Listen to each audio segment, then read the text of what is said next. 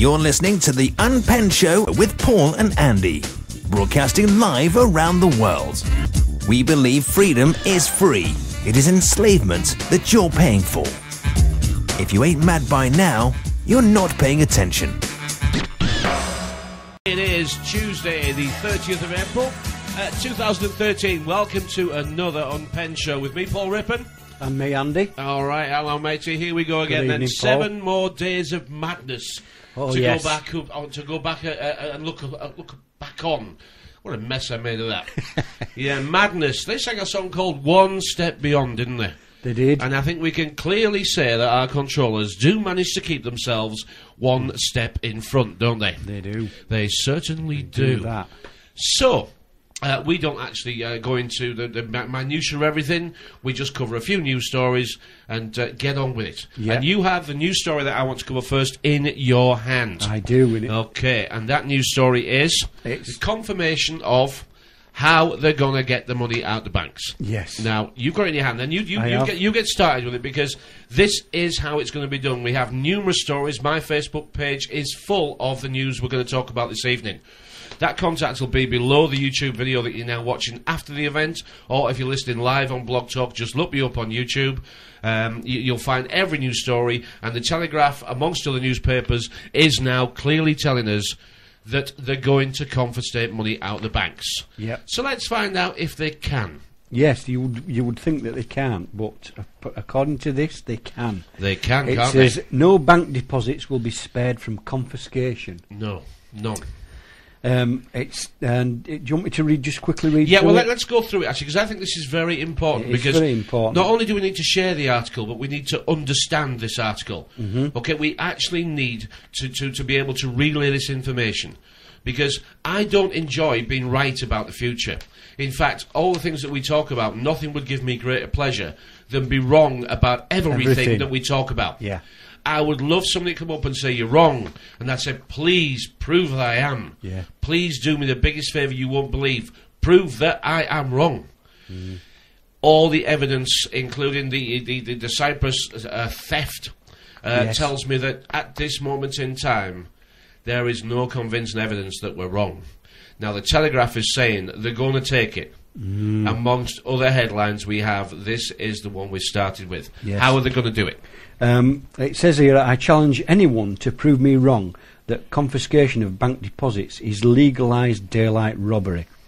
Bank depositors in the UK and USA may think that their bank deposits would not be confiscated as they are insured, and no government would dare embark on such a drastic action to bail out insolvent banks. Mm-hmm. Now it goes on to say, before I explain why confiscation of bank deposits in the UK and US is certainty and absolute legal, I need all readers of this article to do the following. Ask your local police, sheriffs, lawyers, judges the following questions. If I place my money with a lawyer as a stakeholder and he uses the money without my consent, has the lawyer committed a crime? Question 1. If I store a bushel of wheat or cotton in a warehouse and the owner of the warehouse sold my wheat cotton without consent or authority, has the warehouse owner committed a crime? Question 2. If I place monies with my broker, stock or commodity, and the broker uses my monies for other purposes and or contrary to my instructions, has the broker committed a crime? That is question 3. Yep, the answer is, of course he has. Of course he has. Of course he has, yes, there's no doubt about it that they've stolen it. Mm. But let's go into more jargon. Yes. However, for the purposes of this article, I would like to first highlight the situation of the deposit stroke storage of wheat with a warehouse owner in relation to the deposit of money stroke storage with a banker. Yeah, and if you just started listening, keep listening. We're going to tell you exactly how they're going to steal your money out of the bank. First, you will notice that all wheat is the same, i.e. the wheat is in one bushel is no different from the wheat in another bushel. Likewise, with the cotton, it is indistinguishable. The deposit of bushel of wheat with the warehouse owner in law constitutes a bailment.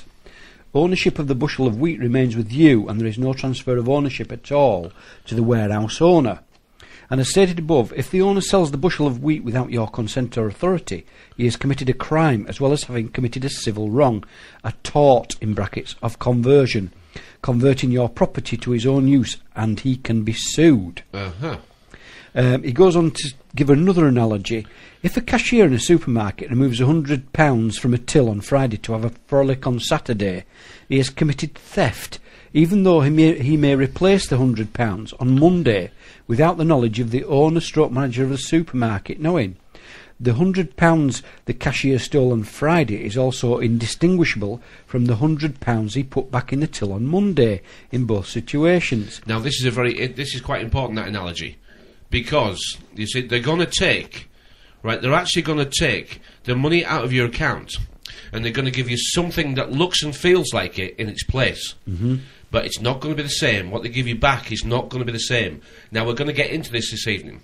This is much more focused this evening on how they're going to steal the money and what economy we're moving into, because it's becoming very obvious. So, it says, I think it says at the bottom there, now read this carefully, doesn't it? Now, listen carefully how they're going to do it. Yeah. Okay, so let's get on to it. Then it says, keep this principle an issue at the back of your mind. Yes, exactly. Now we shall That's proceed the fact the that money. they've taken one thing, and it appears that they've replaced it. Yes. This is the important part of what we're trying to show people here. So, go on then. Right, next. It goes on, I'm sure that most of you have a little or no knowledge about banking. That's true. Yeah. Accountants, bank managers, they know knack all about it. In my experience, I've challenged 2 bank managers, cashiers, finance advisors, an accountancy firm that won't look after my business because I won't sign their contract. And here's something that a lot of people might not realise. If you have an accountant, if you're a businessman with an accountant, you will have signed over the past 1, 2, 3, 4 years, you'll have signed a contract of engagement, an agreement. And your accountant, who gives you that lovely smile and you think he's your friend, okay, maybe he doesn't know either. I'm not saying that he knows what I'm going to tell you. But what's happened is, you've now just become an employee to that accountancy. Okay, you now work for them. Okay, you work for them, and they are providing you the service, but you are the employee, and you pay for the service, but the contract makes you the employee, not the employer. Because the employer is HMRC. And HMRC contract them to oversee your business. So for all you're paying for the service, you're the employee who's providing the information to your employer, which is the accountant, who's handing it up to their employer, HMRC. The accountants have become spies. And if they deem that you're running your business in some manner that they are suspicious of, they can instigate an inquiry. And if they don't, they will be as liable as you are for any costs that are discovered in a further inquiry that they didn't instigate. And here's the fun bit. You pay for it all. So if they think you're fiddling, if they think you're up to no good, they only have to claim they think you're up to no good. They have all your facts, all your figures, all your everything. They've been incentivised to actually investigate you. But luckily, the insurance companies are on the case, and you can buy and pay an insurance premium, so any investigation, they'll cover it. Okay, it's not right. It's not that it sounds like your accountancy wants to, but no, it's all a long-term plan to make you buy the insurance policy. It's a fear control system. All right, it's meant to divide you and your accountant up from a cosy little relationship that you might have had from years, and now you've got to buy an insurance policy in case you get investigated. Carry on. Right, where were we? I'm sure that most of you have little or no knowledge about banking, specifically fractional reserve banking. Since you were a little kid, your parents have encouraged you to save money to instill in you the good habit of money management. And when you grew up and got married, you in turn instilled the same discipline in your children. Your faith in the integrity of the bank is almost absolute. Your money in the bank would earn an interest income. And when you want your money back, all you need to do is to withdraw the money together with the accumulated interest. Never for a moment did you think that you had transferred ownership of your money to the bank. Oh, the good old days. Do you remember interest? Do you remember that? Do you remember when old people could manage and buy the grandkids presents? On the interest from the savings? Do you remember when they could still afford to go on holiday and buy a caravan? Very vaguely. Do you remember when they could give you money at Christmas time? Do you remember they had something left to... And when the days were done here, they could leave you a little something to make your life... Do you remember those days? They're bloody gone now, haven't they? They're gone. They're not coming back either. Yeah. Oh, no, those pensioners are in trouble, I'll tell you. Not just... I mean, everybody's in trouble, but we're doing money this evening. And the fact of the matter is that when you put your money in a bank, you take the risk. Yes. A shared risk with the bank. Shared risk. So if the bank goes into liquidation, you have to sue like every other creditor. You've got to sue for your money back. Now, we know how they're going to do it to some extent, because in Cyprus, they did give you shares in the bank, didn't they? You did get shares in return. A lot of people don't actually quote that, do they? They just say it was a tax, but no, they actually got shares in return. I don't think they could sell them, though, immediately. I think there's some sort of... Remember that BT scam that we went through? Do you remember that in the 80s? Yeah. Yeah, where you can buy your shares, but you can't sell them. Remember that? I do, yeah. Halifax did it as well, didn't they? You had to hang on to them for a certain period of time. That's right, yeah. Carry on. I was going to swear then. Ah, well. I was going to cuss and diss. He goes on, never for a moment did you think that you had transferred ownership of your money to the bank. Your belief was grounded in like manner as the owner of the bushel of wheat stood in the warehouse. However, this belief is and always been a lie. You were led to believe this lie because of savvy advertisements by the banks and government assurances that your money is safe and is protected by deposit insurance. But the insurance does not cover all the monies that you've deposited in the bank. It only covers a certain amount. Up to a limited amount. And in the UK it's 85 grand, isn't it? In the UK it's 85 grand. And that's been coming down, hasn't it? That has been coming down over time. Yeah, I think it did come down the last time they reviewed it, didn't they? I think it was $250,000 at one point, wasn't it? 2007, yes it was, yeah. It was $250,000 at one point. It's been slowly coming down, hasn't it? But unlike the owner of the bushel of wheat who has deposited the wheat with the warehouse owner, your ownership of the monies that you have deposited with the bank is transferred to the bank, and all you have is the right to demand its repayment. And if the bank fails to repay your money, for example, your £100, your only remedy is to sue the bank, and if the bank is insolvent, you get nothing. And that is the long-term plan now. We don't have to worry about that the week after Sunday, do we? It's not quite going to come that fast. No. But we have to actually accept that. I know some people in this in the alternative media, which I'm quite okay with that. In the alternative media, we think the newspapers tell us lies. Well, they don't tell us lies. They tell us a version of the truth. A version of the truth. A version of the truth that they want their readers to believe. Because the word readers is just inviting you to read it. And because you can't do any of this research yourself, and because this is the way you've been indoctrinated to actually pass on information, you just read it, copy the bits in you like, and then paste it back out again to people who you think you're going to impress with it. Yeah. If you see what I mean. You know, it's... I do. I tell you what I've read. Tell you what... And it makes you sound like you know it. But you don't. You don't, no. And 24 hours later, your random access memory has been replaced with another set of bad news. Because it's all pretty much bad news. And that's what the newspapers do. You might as well see the horror stories, the horror papers that we have. You might as well see them as a never-ending punch in the face every time you read a story. It's another punch, another blow. And we have that in language. Oh, what a blow that was. And we describe things blow by blow. Right? Yep. Well, that's how you blow little ships around, isn't it, you see? Do you remember playing that game when you were little? Yeah. You used to make a ship... Anyway, I digress. Well, I don't digress, really, because it is fish and chips. That's what it is. But what I'm trying to say is that today's news story is tomorrow's fish and chip paper. And that's how much you remember about it. And until we get a news service that starts linking stories together to remind us of what's happened previously, we can't remember what's happened previously. I mean, look at the lifestyle we lived in the mid-70s. Look at how life was.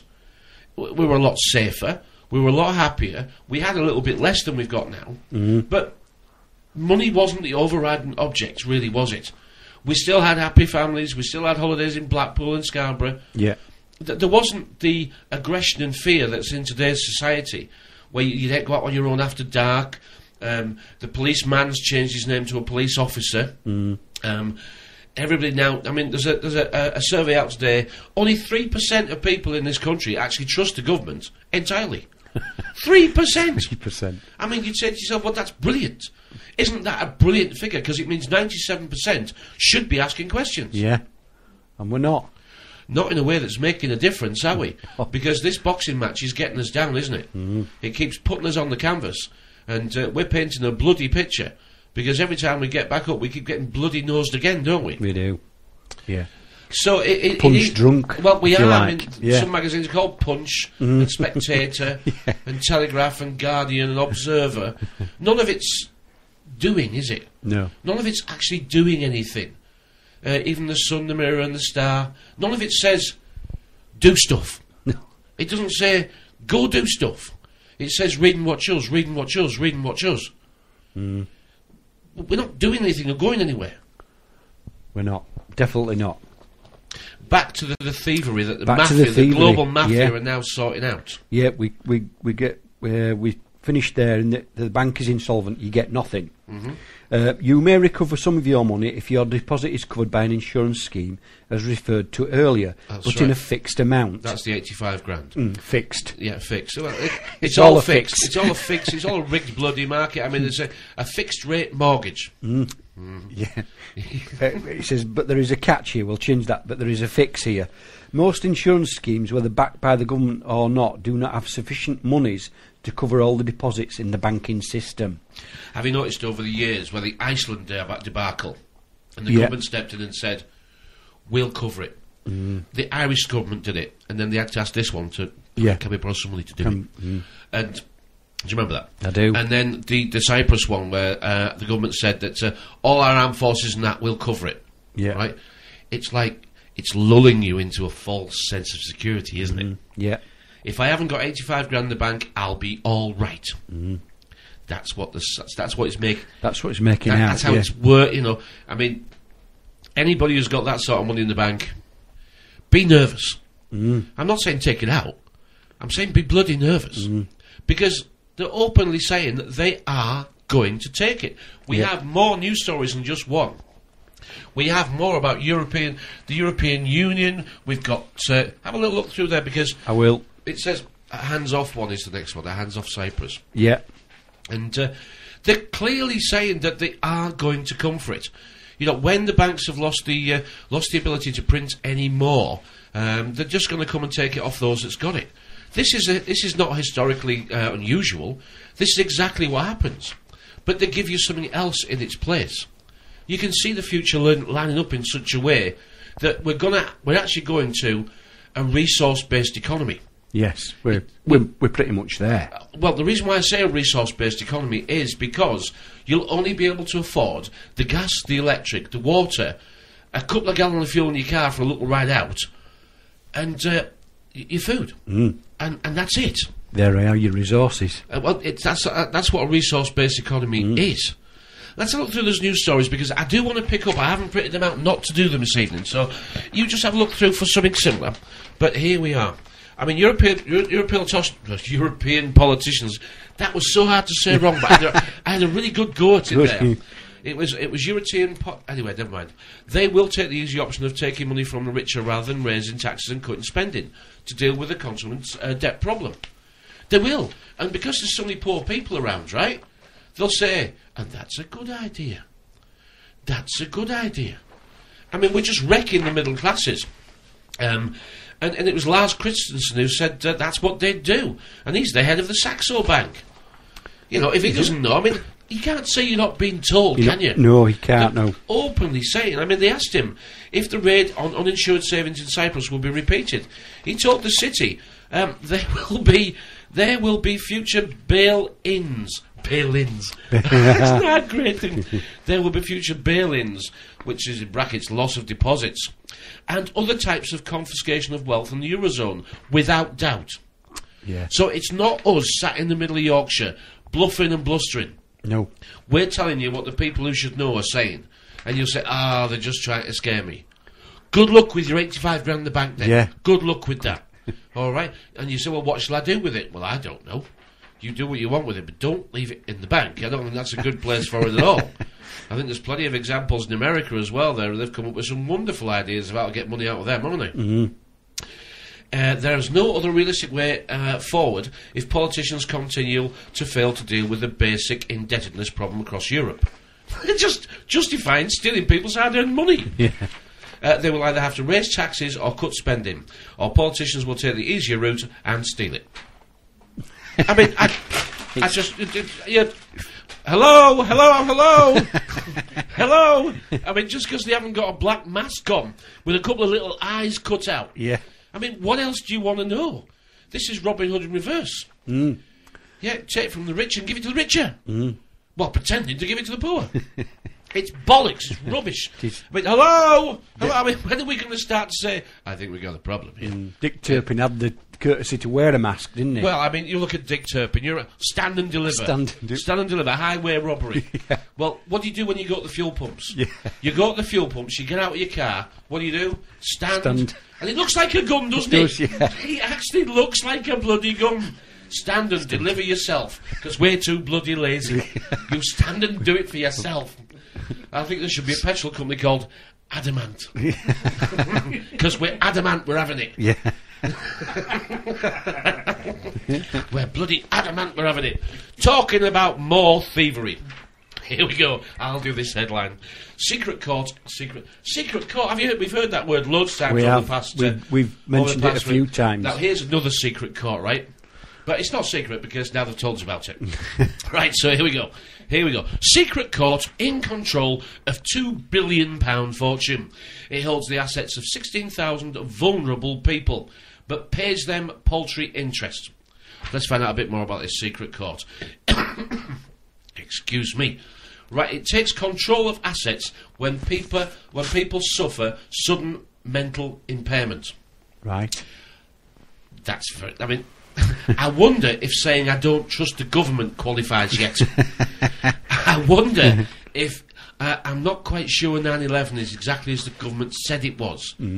These things may well qualify, you know that, don't you? Yes, I do. And if they don't qualify now, I'm sure they'll be added to the list of things that will qualify in the future. Anyway, this is the government, and I'm here to help you. So, last year, the court jailed Wanda Waddocks. Unfortunate name, for taking father out of care home. Now, what happened here was, she took her father out of the care home, and they said, well, you can't do that. So they just seized his bank account. A secret court controlling £2 billion of assets and thousands of elderly and mentally impaired people is paying them a paltry rate of interest. Well, at least they're getting something.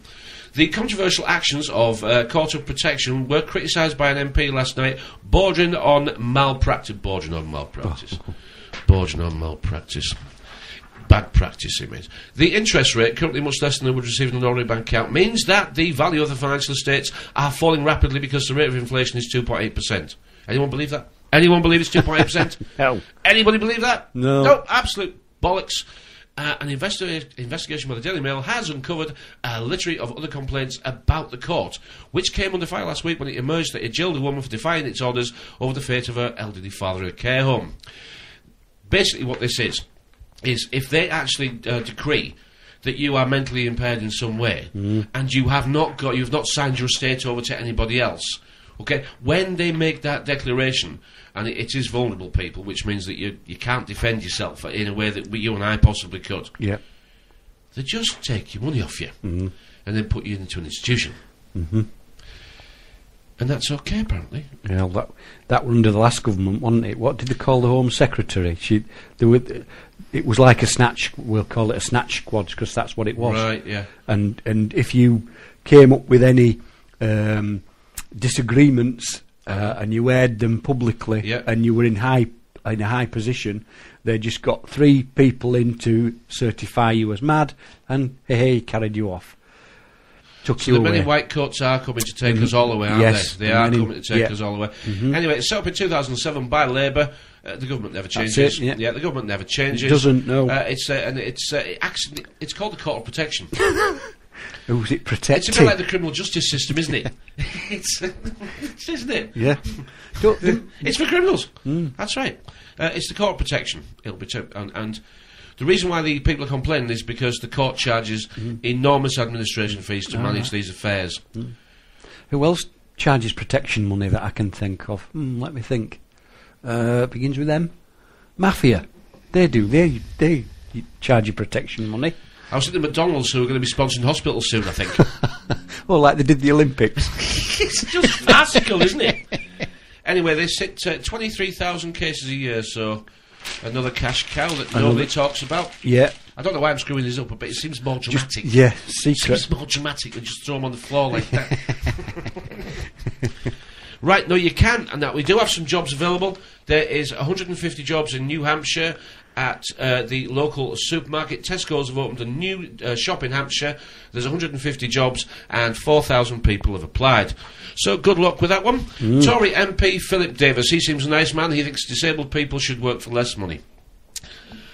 You can't make this stuff up, can you? I mean, here we go. A Tory MP, his name is Philip Davis.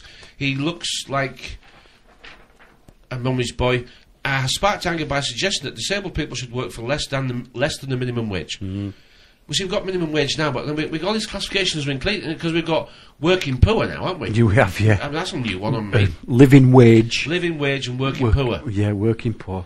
Minimum wage. Work for less than the minimum wage to increase their chances of being taken on by employers.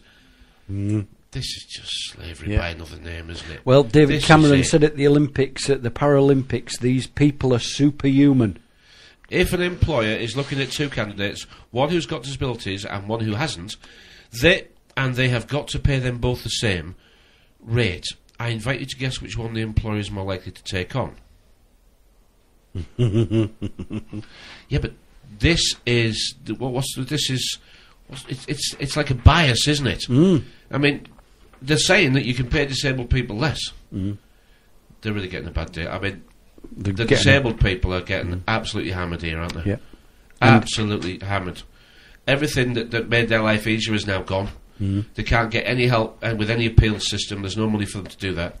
And now they're being told that you can basically work for whatever an employer wants to give you. Yeah. This is it. We say third world country, and we think third world countries apply to, well, not us. But I think I've gathered what the third world's going to look like. Yeah. We're all going to look the same.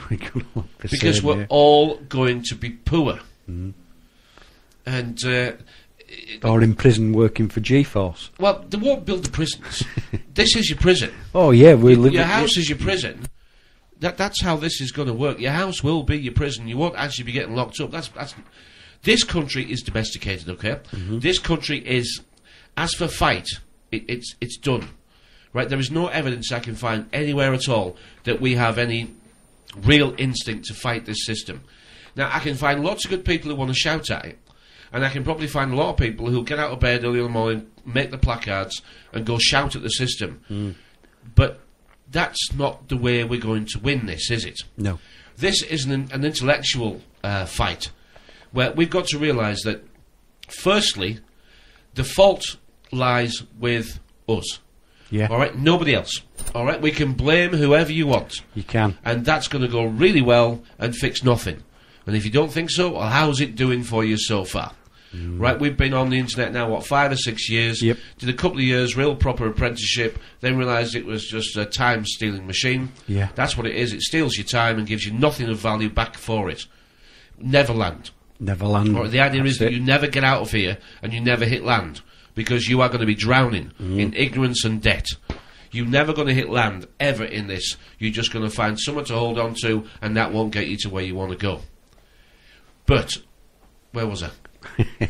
We were on about the disabled and paying them less.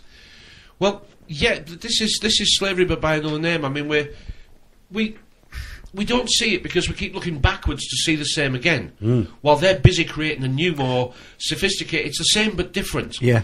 I mean, they say history doesn't repeat itself, but it sure rhymes. And that's what people mean when they're trying to say, don't look for the guy with the little tash and you know, the eagle hat and the big, well, I'm saying the big black boots, but the police are getting into those nowadays. But don't look for a repeat of history. No. Look for the next version of history. Yes, the next version. They've learnt the lessons from that. That's right. You know, that's what we should have done. Well, we never leave school. At school, you go to lessons to pass a test. Yep. Well, we can't pass this test because we're still stuck in the same paradigm. We still think doing the stuff that hasn't worked before is somehow going to work in the future. We still think that there are tens of thousands of people out there who are prepared to stand up and be counted in a way that matters, and that's where you start using the word no. You use the word no locally. You speak out locally. You go to the council meetings. You actually do say no, mean no, and challenge the corruption. Mm-hmm. I don't see that in big numbers. I don't see that at all. No.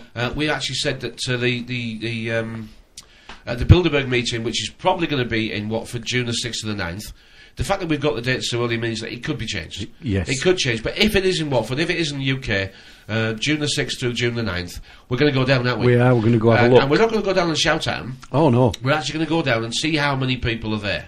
Yep. And we'll come back and report exactly how many people were there. Because we found that if you don't see it with your own eyes, you have to believe somebody else. You do. And they believe somebody else on this wonderful Neverland time machine, right? You don't know them. No. You don't know them. I mean, Facebook were openly caught making up over 750,000 profiles. If we don't think that half of what we see on here is probably fake and designed to be so, then we haven't learnt much at all yet. Not really. You know, how many times do you have to go and sit and get your lesson and keep failing your test? Because we keep failing our test. We don't get out where we're in. And they tell you it's a net and you still don't want to get out. Oh. It's come to my attention that people actually like being slaves. Yeah. I don't count the benefit people so much because well, we said before they can't get out. it is the Stockholm syndrome. Yeah, but they can't get out. No. They can't get out. Now, the reasons they can't get out are long and varied. And we're not going to pick on individual characters. But if you're on benefits, you're stuck. You can't get out. No. But you can support other people who are trying. Yeah. So well done to you. But shouting at the system and biting the hand that feeds you, that's going to be a very dangerous thing for you to do in the future. Because this system isn't going to feed us all. It's not going to feed us all with what we're hoping for. It's going to be a very slow descent, by the way. Everyone's expecting the world to end. Well, December the 21st didn't work out, did it? Not quite. Not really. So people are trying to manufacture a new date now. And I'm sure if I look hard enough, there'll be a comet on the way. Planet X will be just on its way. The next virus will be coming along. All these things don't really have value to us. No, they're just there to distract. After all this, well, if they come, they come. Believe me, it doesn't matter. We won't have anything to worry about. It'll be done. If it comes, it comes. If it doesn't, I'm more worried about what the hell are we going to do tomorrow. Yeah, me as well. You know, we did have a member of our group who hasn't. He's not been with us for 3 or 4 weeks, and he didn't quite fit in with the way we were thinking. No. And we're not claiming we're right, and we're not claiming he's wrong. But if we don't actually get together and accept the differences as they exist, then we're never going to do it. We're never going to get together in big enough groups to... You know, if your first question when you meet somebody is, do you want to make tomorrow better for yourself and your children? And if they say yes, say, what are you prepared to do? And if they say, I'm going to research and research and research, you say, how long have you been researching? And if they say 3, 4, 5, 6, 7, 8, 9, 10 years, they haven't learnt anything. No. They've not learnt the things that matter. What we need to accept is, this is our bloody fault, and we need a proper bloody education. And the only person that's going to do it is us. The dancier version, the Pink Floyd dancier version. I didn't, from these glasses on, I couldn't see. I got the wrong one picked there. But welcome back to the show. It is Tuesday, the 30th of April, 2013, the last day of April. I remember this day actually because this was the first day of my exams back in the school days, and it snowed. I remember it snowed. I do remember that very clearly. So, let's get on to... well, I think we're going into a big freeze, aren't we, next? Isn't that where we're going next? Yeah. I mean, how many times are we going to fall for this? In the 70s, Ice Age. By the time the 90s came, global warming. So now we're moving to 2013, 2014, and the scientists are back, aren't they? Yeah. They're back. Get ready for a new Ice Age. New Ice Age. Right, now... You can almost liken the Ice Age and the global warming sort of conversation as to what they've been doing to us over the years, isn't it? Because we were actually frozen, weren't we, in our thinking. You know, we were very much frozen. We didn't understand any of this. There were in the 80s, we didn't feel any of this system at work, did we? No. Because it was working very well. It was. It was working really well because we believed it all. We believed the future, the fortune. We believed the house buying. Yeah. We believed the pensions. We believed the endowment policies. Yep. And we believed that we were the luckiest generation alive. And if you had a file of facts as well, that would you put it all in there, didn't you? But we believed it all. We did, yeah. It was our generation, and we loved it. It was I our was part decade. of that generation, yeah. We were going to have it all. We were going to be retired at 40. You remember the insurance man, the pension man came round the first week you'd finished bloody work. Yeah. First week, sign here, endowment sign here. mortgage. What age would you like to retire? Yeah. He said, I'm going to retire at 50. Well, mark 50 then. And how's this work? Well, it works that you pay in every month, and then when you get to retire, you can have half of it. If you're lucky. What about the other half? No, you can't have that. No, you can't. You can't have that. That's our cut. Anyway, apparently a new ice age is on the way. Have you got the headline there? I have. Yeah. Mail Online. The next big freeze could last 250 years. Experts say sun's activity wanes Experts. every 200 years, and the next cooling period is due by 2040. So, it means that they'll have everything in place by 2040. The decode is correct there, isn't it? And that is that this global warming will all be over. They'll have eradicated every problem, and I think you and I will be classed as a global warming problem. We are the dinosaurs. I think we'll be gassing too much, don't you think? We'll be emitting too much gas. We will. Fracking cheats. And the only thing that'll be left watching us all dying will be pandas. I think they'll... Do you think they'll have to us? Pandas will be sat there watching us lot dying out, going, look at these silly idiots. Yep. Talking about visions of the future. Last week, this is from Friday last week. It's the Turner Prize nominees.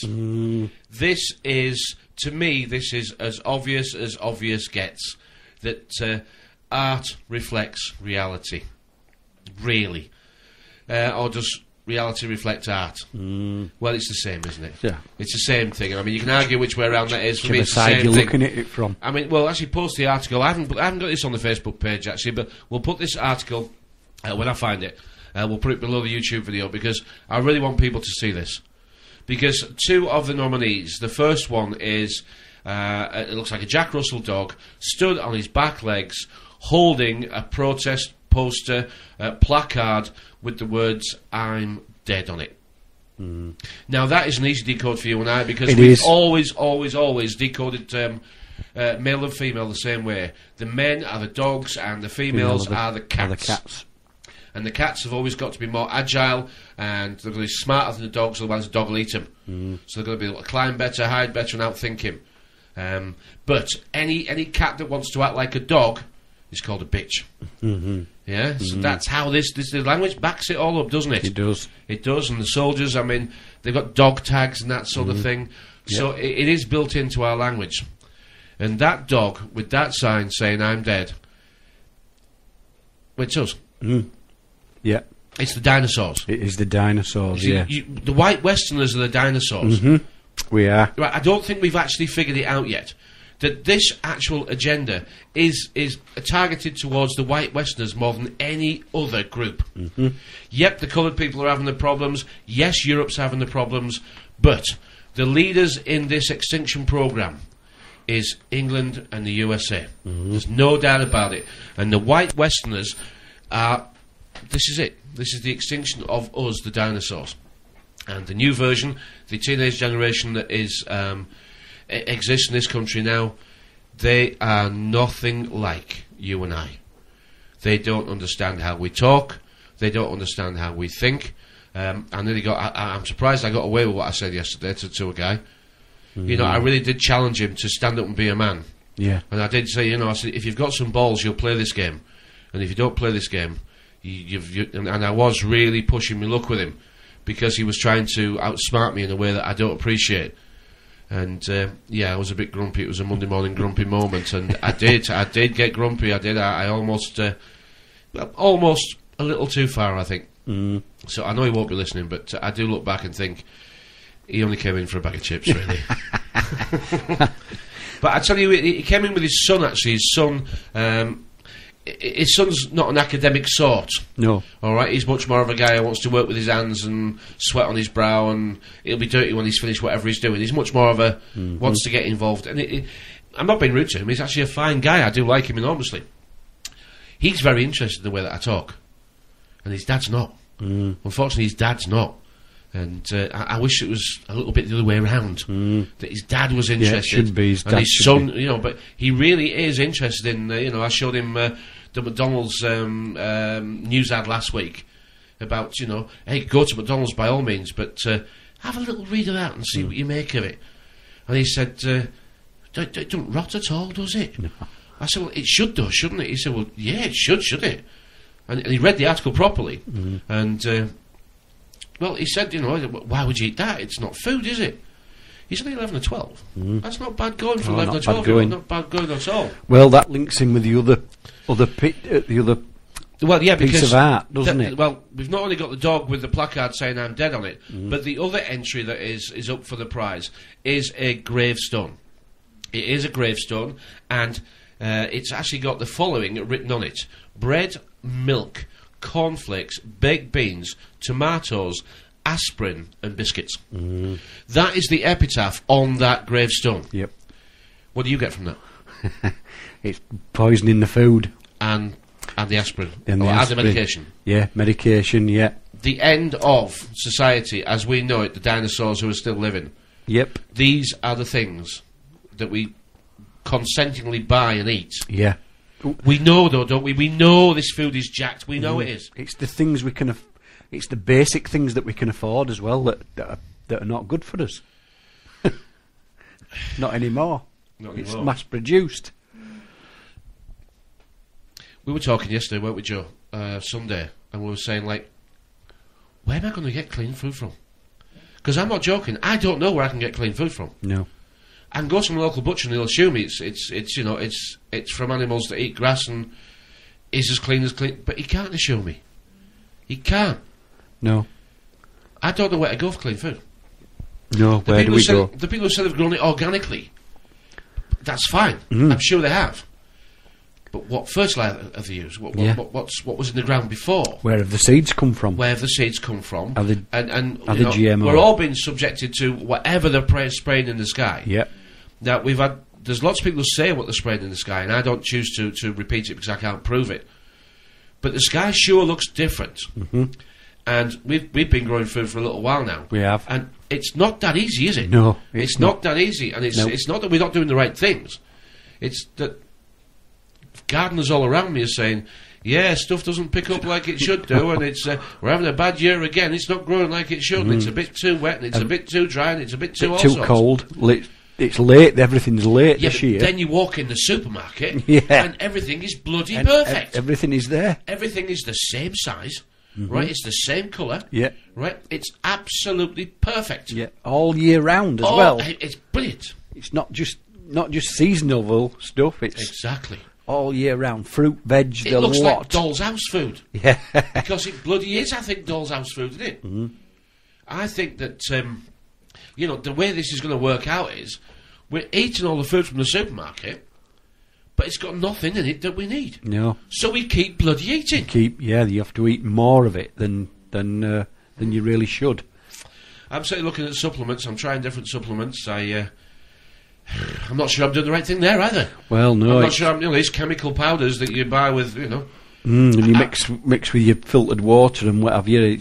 Well, we don't know. We don't know what's in it. No, we don't know where it's come from, who's made it. I know it's such a time of not being sure about anything. But this is the idea, isn't it? This is the creation of chaos. This is the order out of chaos. This is where we don't bloody know what to do.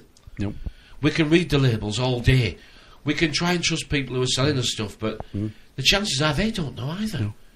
Not to the extent that we try and asking them to prove it. No, and these people that want GMO food and don't want GMO food, and they say, oh, well, not everything's been GMO'd now.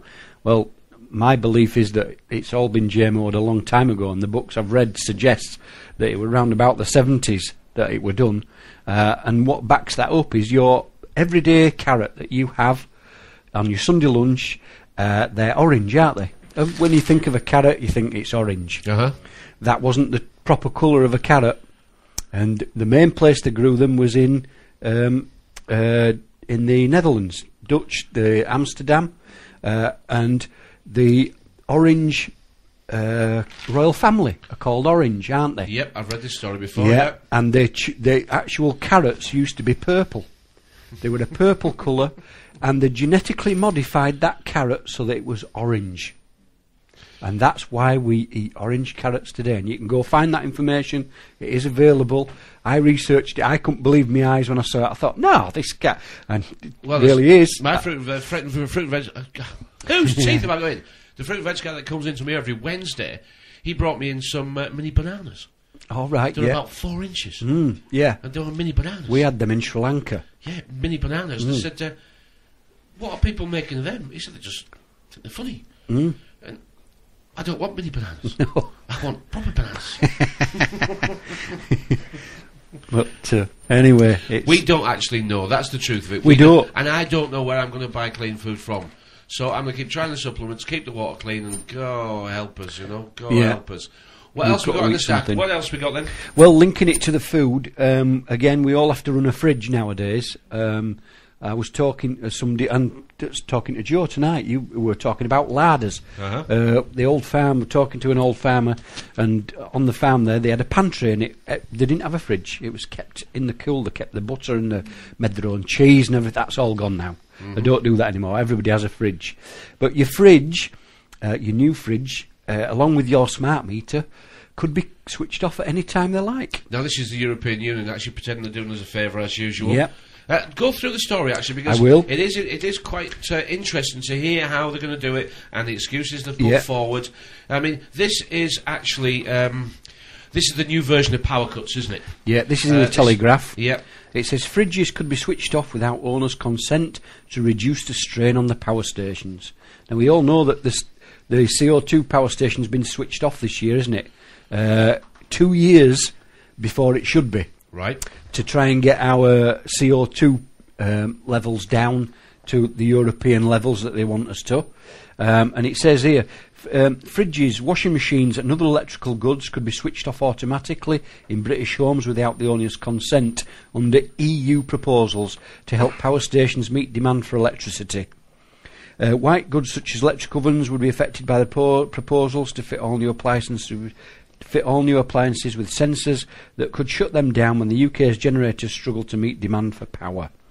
The measures proposed by the UK's national grid, along with its counterparts in 34 European countries to install the controversial devices, are backed by one of the European Union's most influential energy bodies. Do you remember when we were too embarrassed to actually tell people about this stuff? Yeah. Do you remember when we knew about this stuff and we thought, we can't tell anyone? Because they'll lock us up. They'll actually, that we can't tell anybody about this. Well, we tried to. Yeah. But we realised we were looking more stupid than ever. And now here it is. Yeah. And if anybody's listening and think, well, that don't matter, we're bringing all this green energy online, there's windmills and all this kind of thing, that's what they're blaming it on. Because it says here, they are pushing for the move because green energy sources such as wind farms are less predictable than traditional power stations, increasing the risk of blackouts. Well, that's the idea. I mean, the strategy is they're trying to transform the global banking system out. It's collapsing, yeah? Yes, collapsing. And they want it into a fully digital fiat type currency, yeah? And it's the energy-based resource bases that I'm talking about. Yeah. They have to create a situation where we can't all have what we want because we want it. But they have to make it so we can't afford what we want. Afford it, yeah. Okay, so firstly, it's too bloody expensive. Then they mix it in with... What we'll do is, to make it a bit cheaper, we'll start fracking. All right, we'll introduce fracking. All right, we've just passed that. The bill went through Parliament last week. Yes. And the communities that fracking have been brought to, right, they've been offered lower energy bills, right, so they don't oppose it. Yeah. Now, listen to that language. Listen to that language. They should have been offered lower energy bills as a thank you for allowing them to take the resources from under their houses. All right? Yeah. It should have been a dividend that's payable to the people who live in there. Yeah. Right? It should have been a share of what was being taken. Yeah. But no, listen to the language. Yeah. Okay? They're being paid not to oppose it. Yes. If you oppose it, we're not giving you the discounts. This is bribery. It is, and it's open bribery, and now it's okay. Now it's absolutely fine because the Telegraph fucking said so. Yeah, yeah. And it's going to devalue your house, isn't it? Because nobody's going to want to buy a house in a fracking zone. I wouldn't want to. But that's the terminology. Right, we'll give you the dividend if you don't oppose it. Yeah. Well, we can't oppose it anyway. It's gone through Parliament, hasn't it? And we know that big business courts Parliament. It's... well, they're married. They've been sleeping together for a long time. Yeah, they have. Yeah. This new grid, they're trying to build a world grid. All right, this is a grid system, or a web, as it were, where the power can be transferred wherever they want it, whenever they want to. And obviously it'll be centrally controlled because this is what they've been... You know, all control has to be centralised. That's where the power is. Yeah. And individuals and businesses, they're going to be awarded a certain number of like hours, like kilowatt hours. Yeah. You know, they've been preparing this for a long time with the energy bills, and how they've been rearranging them. So you get used to kilowatt hours, and then they made us go and purchase our own kilowatt hours, and they got us into the psyche and into the conversation and into the language, so we know what kilowatt hours are. And I think businesses that use over 12,000 kilowatt hours are liable to the like I am for the CCL, the climate change levy. And this is how it's going to start, but it's not going to stop there. We know that, don't we? It's not going to stop there at all. And you'll get to spend your kilowatt hours by way of smart meters. Yeah. That's how they're going to be controlled, all right? So you'll get your allowances, or privileges, as you'll get used to calling them. And the smart meters will actually be programmed to give you just that amount. I'm sure you'll be able to buy some more at ridiculous prices. Now, any unspent power, this is the best bit, if you actually do use less, you can't bank it. See, they've got us with that with the mobile phones. Yeah. The way to get us used to doing Pay it. as you go. Pay as you go, and if you don't use it, we'll take it back. So it prohibits the accumulation of private wealth, because the resources will be the wealth. We won't have anything else. No. All right, but they're going to take it all and give us it all back in a digital type currency that we can buy their things with. But they're going to take the real stuff and give us back the fake stuff. Yep. The digital currency that we pay for their stuff with. So this is just a never-ending escalation of, if you can't afford it, your lights are going to go off. If you can afford it, you'll keep paying until you can't, and then your lights will go off. Then your lights will go off, yeah. Do you see what I mean by that? Yeah. And I said weeks ago that there's going to be a situation coming up where you'll see a row of houses, and there'll be people in all of them. And there'll be light on that, and a light not on that one, and the lights will be on in that one, and the lights won't be on in that one. Yeah. Haves and have-nots. Yeah, and going back to the National Grid, you mentioned those. In this article, it says the National Grid, a private company that made £2.6 billion profit in 2011. Yeah, no. It sounds like it's ours, doesn't it? 2.6 billion. It sounds like it's ours. Yeah. The National Grid. Yeah, National Grid. It's knack all to do with us. Didn't know. We built it, maintained it. Have parents and spent before. That's right. Paid for it. Yeah. I can't. Just to be sold off. Agenda 21. Yeah. It's all the bigger. It's all agenda for the 21st century, isn't it? It is. And the health service is going exactly on target. The death management service, you're probably going to have to pay if the economy doesn't improve by 2015. Yeah. We can see it. It's all going to be centralised, globalised. We're all getting the same system.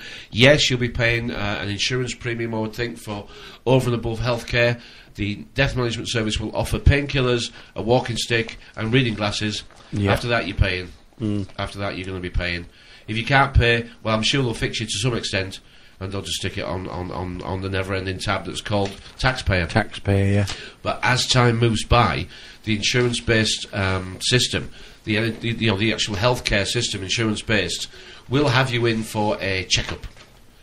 Yeah. Yeah, and if we could stay alive long enough, and I'm pretty sure we will be able to, in the next 10, maybe 5, 10 years, that blood test, they are going to determine, because they say they can, in these secret laboratories that nobody knows, where you send things away for tests. Right? I've never met anyone who works in one of those.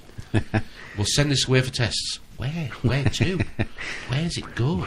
Anyway, your blood test, and they're going to get the blood out of all of us, and eventually they are going to squeeze us until there's no blood left. But that blood is going to be sent away to this testing place, this fairy tale testing place, and they're going to come back with a whole list of a list of results that says, and they're going to genetically, they're getting ready for this.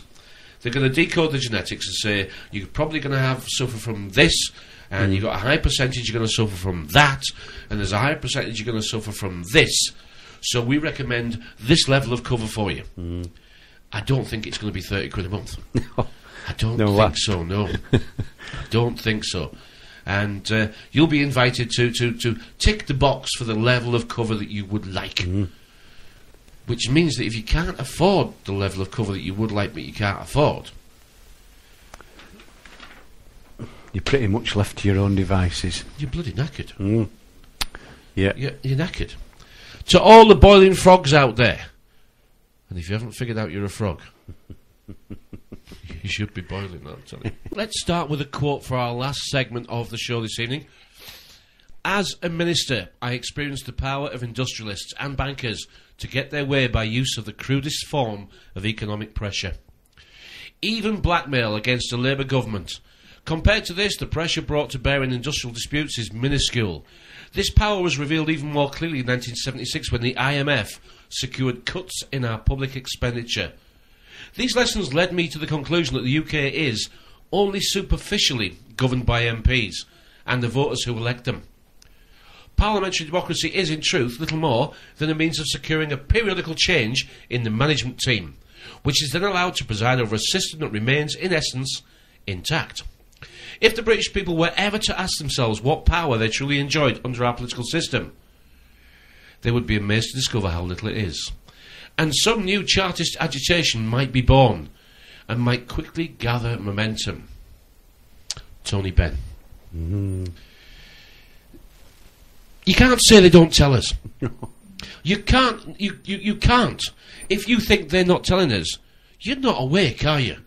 You actually cannot be awake. It is in our face, isn't it? We spoke about the films that we've watched and rewatched now.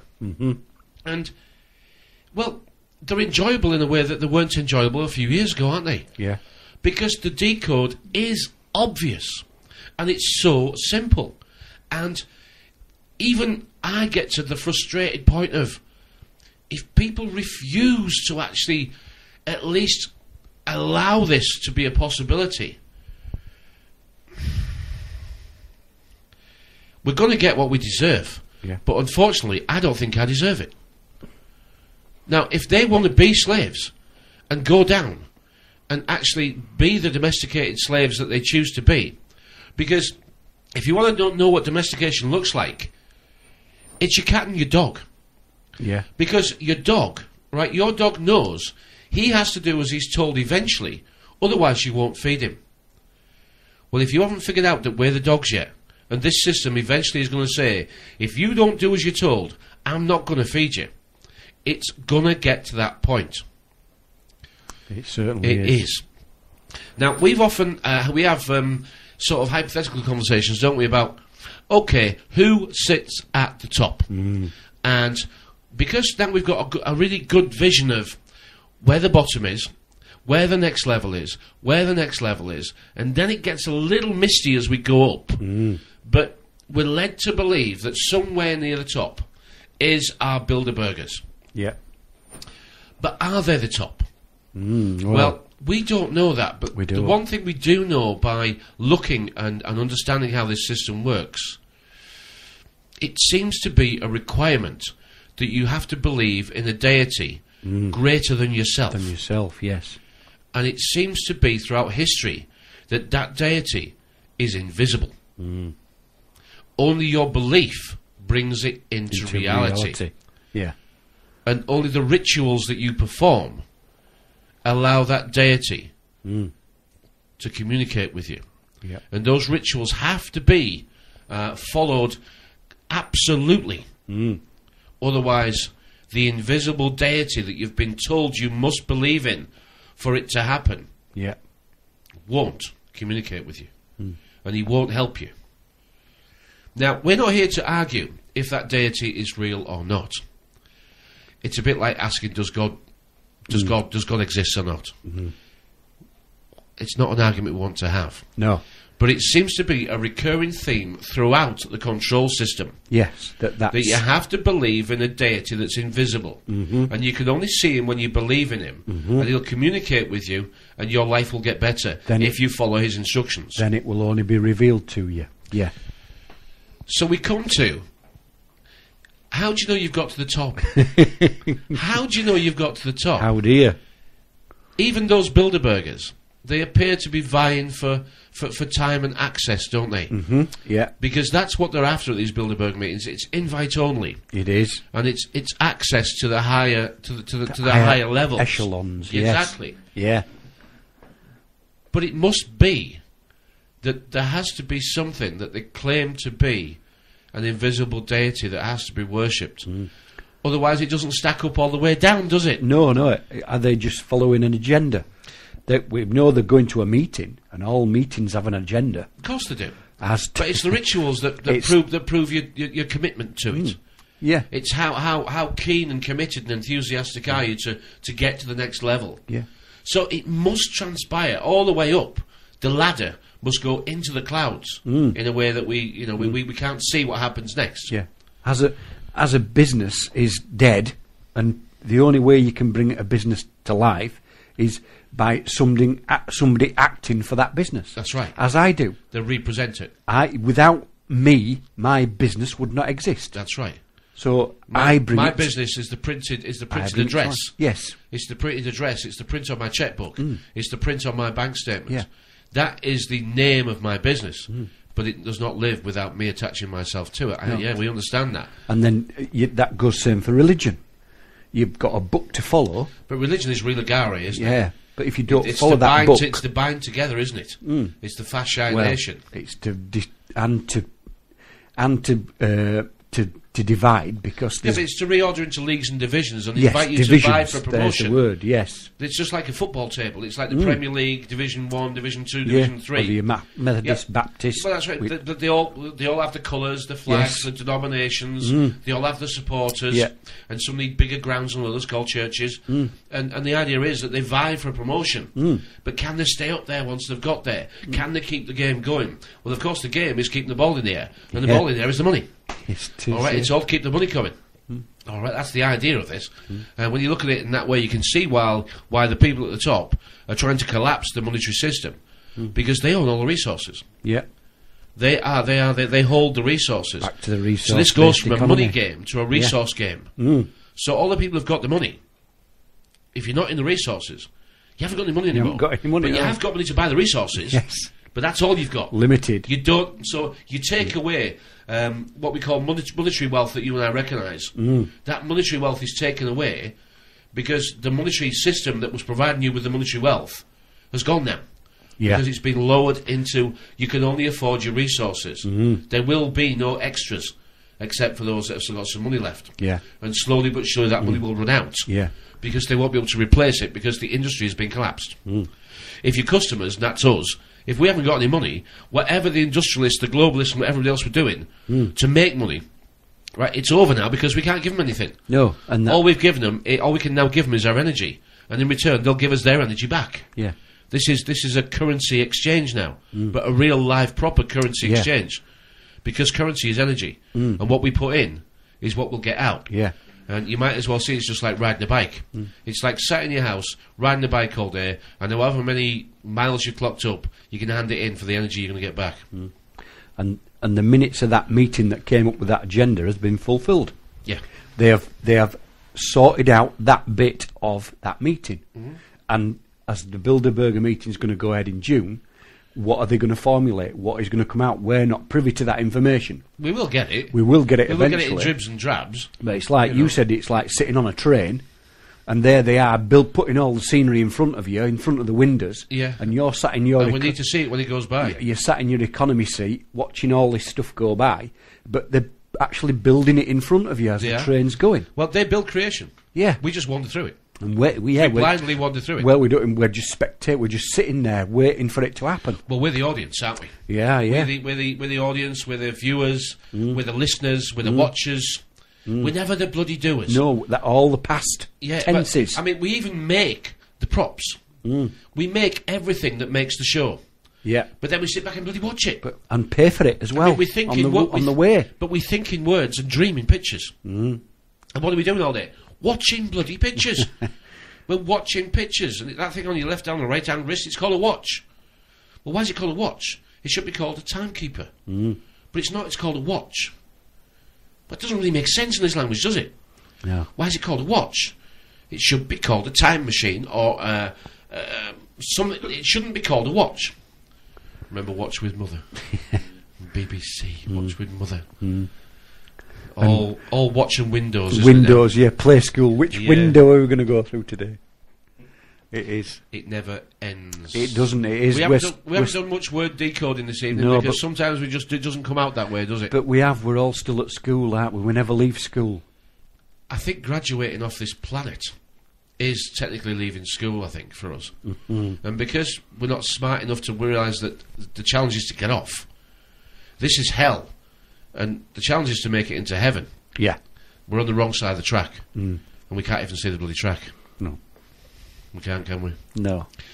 Are the Bilderbergers the top of the pyramid? Well, it doesn't matter. It don't matter. They're somewhere near the top. Yeah. And is the very secret at the top that when you get there, there is no secret? There's no secret. There's nobody behind the curtain. Well, what you've been looking for all along is you, yeah. It's the same secret, isn't it? It's the same secret. It makes the most sense, doesn't it? This carcass that you're living in. It makes the most bloody sense that the person you're looking for is the spirit that you didn't know you had. Yeah. Because you kept worshipping a false bloody spirit, a deity, a jinn, a Nephilim, or whatever you want to call it. Yeah. This was a false spirit. You were busy looking up and down and round and round, and everybody else, and you didn't realise it was bloody you. The world will be filled with false prophets. I hope you've enjoyed the time you spent with us. Thank you for doing so. All the stories that we spoke about this evening will be below the YouTube video. It is Tuesday, the 30th of April 2013. This show is recorded live on Blog Talk every single Tuesday. Now, every Tuesday, isn't it? We quite enjoy doing them. We do. We have a good old chat, and we don't know where the news is going to take us. We're getting better at doing the news. We are getting better. Good. We get through it. You talk too much, that's the problem. I do. Talk far too much. So, all the contacts, my Facebook, your Facebook, drop us a message, get in touch. We're not interested in type talking. No, thank you for comments on YouTube. Oh, we have had some. Yeah, welcome to everybody. Yeah. But we don't like typing. No. You see, they've typed us for long enough. They have. They've typed us into all sorts, haven't they? Yeah, We've been typecast. this type and that type and another type. We've been pre-scripted and descripted and conscripted and subscripted into the bloody play. This is the playground and you're watching the bloody monitor. And it doesn't feed you, does it? No. Well, it does, but it's shit. It's called newsfeed. Yeah. Yeah, it's not real feed. You can't live off it. No. So, to all our listeners, thank you very much. A very big thank you to everybody. Until next Tuesday, we'll be here. We don't miss any Tuesday no matter what. No. Good night. And hi to Phil.